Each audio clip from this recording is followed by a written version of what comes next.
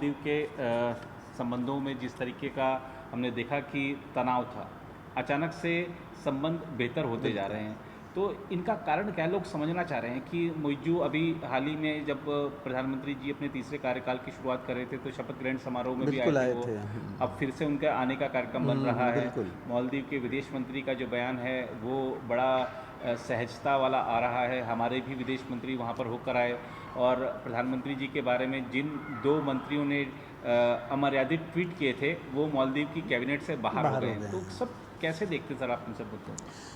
देखिए नीरज जी, ये तो हम लोगों ने पहले भी बात किया था कि जब इलेक्शन हुए थे तो इंडिया आउट के नाम पर इलेक्शन हुए थे जी। वहाँ, और इस इलेक्शन में पूरा फोकस यही था भारत को बाहर करना जी। मालदीव से, और लग ये रहा था कि चीन वहाँ पूरी तरह अपना स्थायित्व जमा लेगा, कब्जा कर लेगा और वही चलाएगा।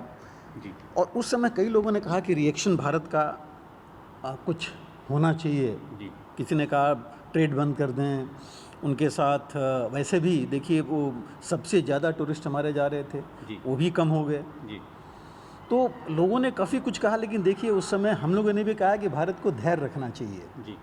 और भारत ने धैर्य रखा। जी। क्योंकि जहाँ भी चीन गया है आप जी। कहीं देख लीजिए, जी। चाहे श्रीलंका था, चाहे नेपाल है, जी। वहाँ भी हर जगह कुछ न कुछ प्रॉब्लम आई, जी। वो चल नहीं पाया उनसे। और बाद में उनको एहसास हुआ जी। कि जो नेबरहुड फर्स्ट की पॉलिसी है हमारे प्रधानमंत्री की, जी। और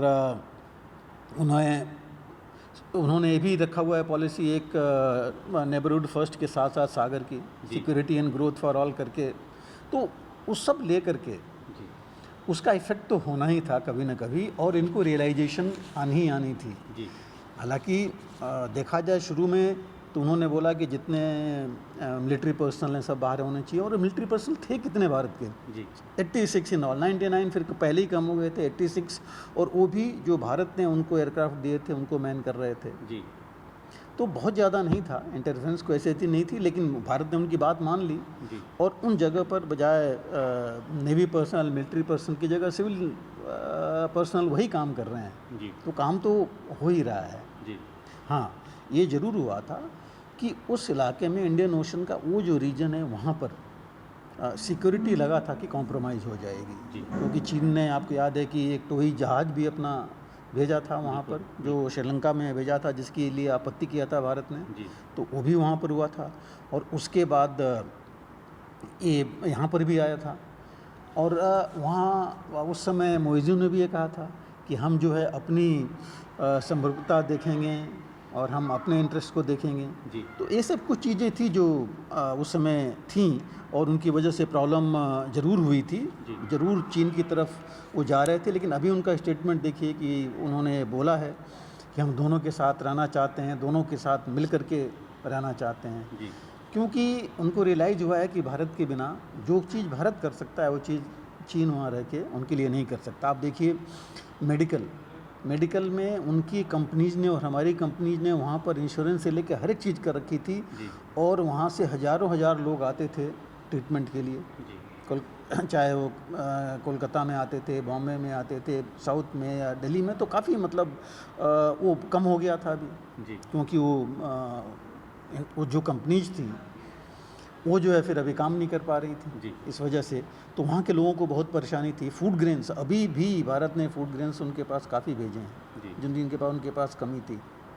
ट्रेड वॉल्यूम देखिए, आपको पता ही है कि ट्रेड कम हो गया है, और सबसे बड़ी देखिए इसका कारण ये है कि आज की तारीख में फॉरेन डेट जो है मालदीव्स का बहुत ज़्यादा है। जी। मेरे ख्याल से वो क्रॉस कर गया है $400 मिलियन। जहाँ तक मेरा ख्याल है ये अभी जो मेरा डेटा है कहता है कि करीब $409 मिलियन के पास है, और जिसमें से करीब उनका जो फॉरेक्स रिजर्व है बहुत कम है, जी।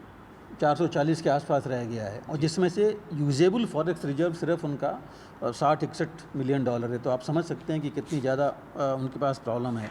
और मैक्सिमम डेट जो है चीन और भारत का है। जी।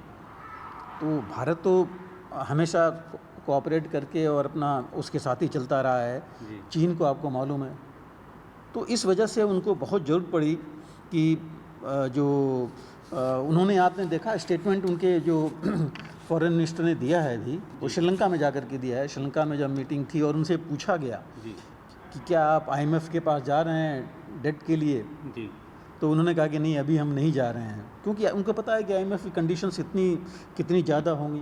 जी तो ये सब मुश्किल आना था, ये कोई मतलब देखा जाए तो कोई नई चीज़ नहीं थी, और इस वजह से ये उनको अब महसूस हुआ है जी। कि भारत ही उनकी मदद कर सकता है। जी इतने जो उनके आइलैंड्स हैं, उनकी कनेक्टिविटी भारत कर रहा था जी उनके लिए।